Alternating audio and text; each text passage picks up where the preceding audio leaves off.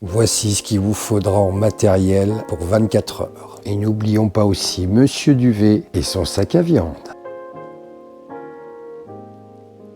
Salut à vous, mollets d'acier et avides de nature sauvage. Bienvenue dans cette vidéo où je vais vous montrer comment organiser votre sac à dos avec un équipement de base light ou léger, pour ceux qui ne parlent pas anglais, pour 24 heures. Pour cette vidéo, je vous invite chez moi afin de ne pas être embêté par Monsieur Chasseur, Madame Champignon et leur fils randonneur. Tu seras bienvenu chez moi.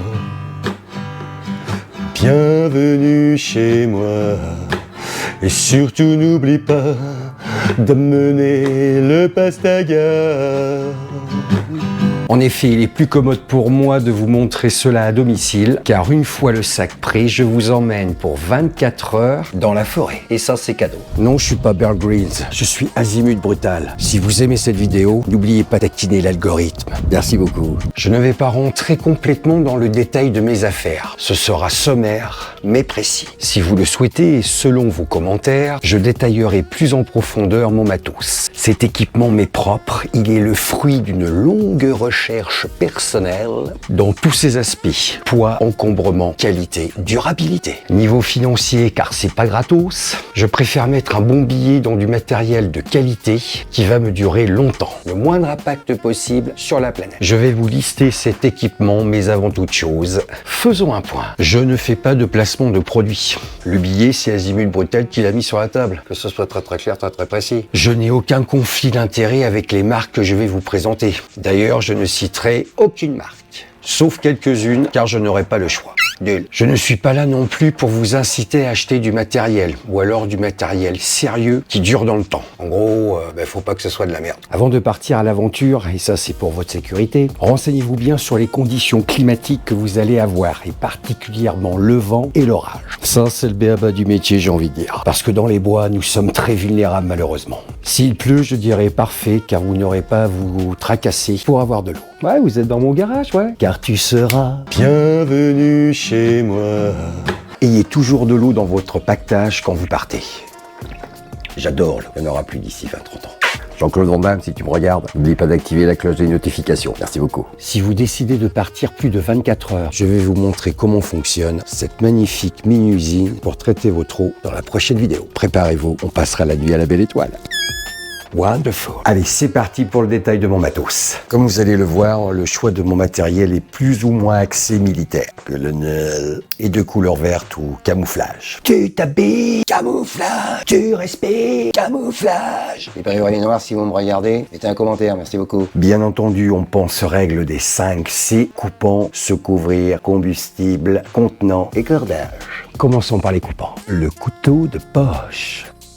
L'acier, couteau Rambo, colonel. Tous ces outils ont leur place attitrée dans et sur mon sac à dos. Rapidité, efficacité, sobriété. Nice. À vous de voir comment vous souhaitez organiser votre sac. Disons que c'est un exemple parmi tant d'autres. En termes de discrétion, il est vrai que l'arme de guerre sur le côté de mon sac à dos fait un peu tâche. Pour ma part, je m'en cogne un peu car j'évite au maximum les chemins où je serais susceptible de croiser des personnes. Et puis, une fois que je suis dans les bois, mis à part Monsieur Sanglier, Madame Biche ou leur cousine Madame Limace, qui va venir me taquiner? Eh bien, Monsieur Chasseur, Madame Champignon et leur fils randonneur. Sinon, trouve-lui une place plus discrète dans votre sac à dos. Allez, passons maintenant au contenant. Au contenant. Ah, vous êtes dans ma cour intérieure, car tu seras bienvenu chez moi. Commençons par Monsieur Sac à dos. Les critères qui sont bons à prendre quand vous choisissez votre sac à dos: un bon rembourrage des bretelles, un bon rembourrage pour la ceinture abdominale et un bon rembourrage pour votre dos. Son poids est aussi bon à prendre en considération, car celui-ci fait déjà 2,9 kg. Ça pique un peu. Sa capacité, alors celui-ci fait 48 litres de chambre, plus 2 litres de chaque côté pour les pochettes, ce qui fait un total de 52 litres. Pensez aussi solidité et durabilité. Matière encore durable. Épaisseur de fibre de 700 deniers. Combine la résistance à l'abrasion et à la déchirure. Mon copain le poteau, très imperméable si possible, voire carrément étanche. Le top. 2 gourdes. Je pars toujours avec mes 2 gourdes pleines d'eau. Elles aussi ont une place attitrée sur mon sac à dos. Et en prime, j'ai 2 popotes. Amazing. La popote. Comme nous parlons popote, eh bien je vous présente la popote. Alors dans ma popote, je me mets aussi du matériel. Optimisation. De quoi nettoyer? Bien entendu, un fire style. Fire style. De quoi la suspendre? La petite queue pour se servir de votre popote. Et mes couverts pliables.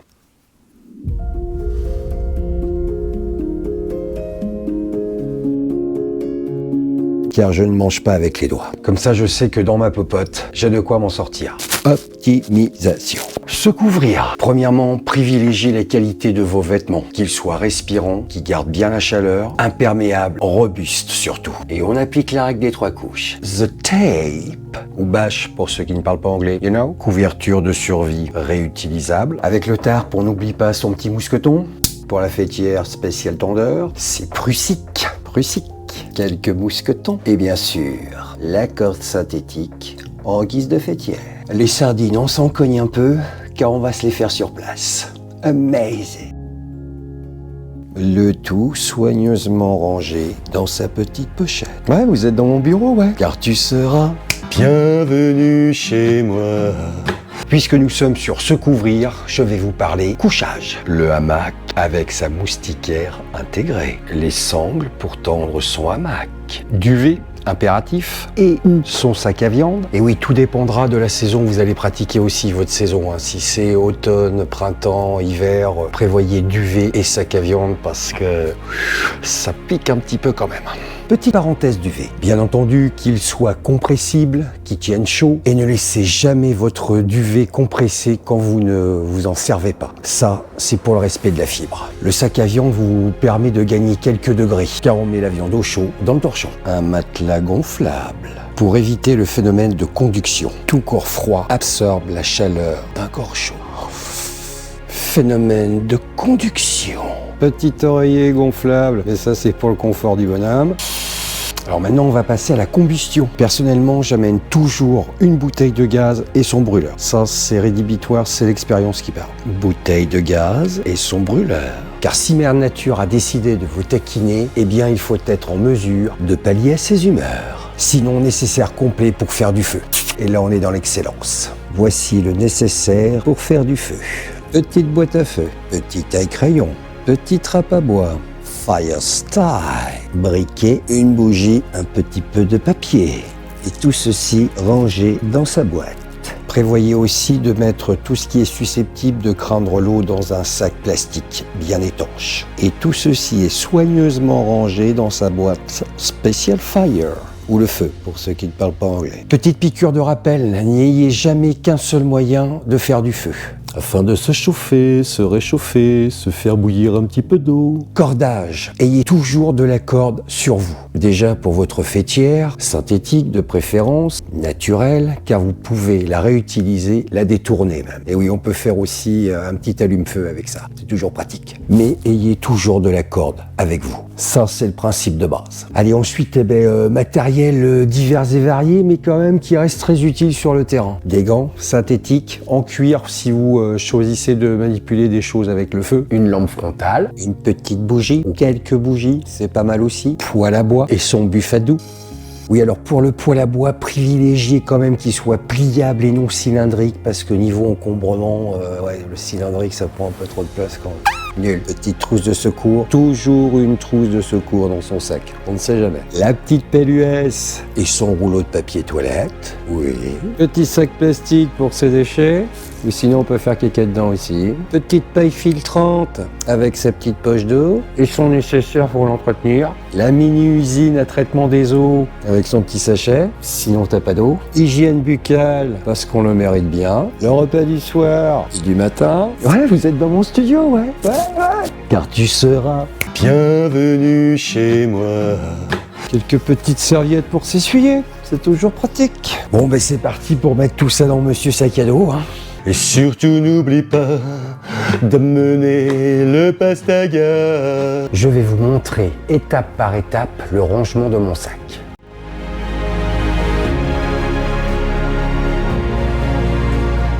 Ça, c'est fait. Voici ce que je mets en premier temps dans le fond de mon sac. Bouteille de gaz, brûleur, ma bouffe, la popote, le poêle à bois et son buffadou, et tout ceci rangé dans sa boîte plastique.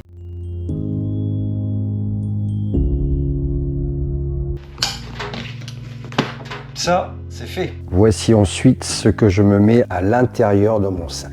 Donc là, je privilégie quand même les affaires qui sont susceptibles de craindre l'humidité. Parce que bon, le duvet, s'il est mouillé, on va pas passer une bonne nuit. Si ton hamac il est mouillé, ça va commencer à chatouiller un petit peu. Et si ton matelas, c'est pareil. Bon, ben même si tu as ton petit réchaud que tu es dans ton tarp, tu vas passer une sale nuit. Donc, faut privilégier quand même tout ce qui est susceptible de craindre l'humidité à l'intérieur du sac, qui est normalement susceptible d'être imperméable. Mais ça... Donc, en premier temps, le duvet, le hamac, le petit matelas gonflable, le petit gilet de pêche, mais ça je me réserve la surprise de vous montrer cela pour les 24 heures, et le petit oreiller qui va bien.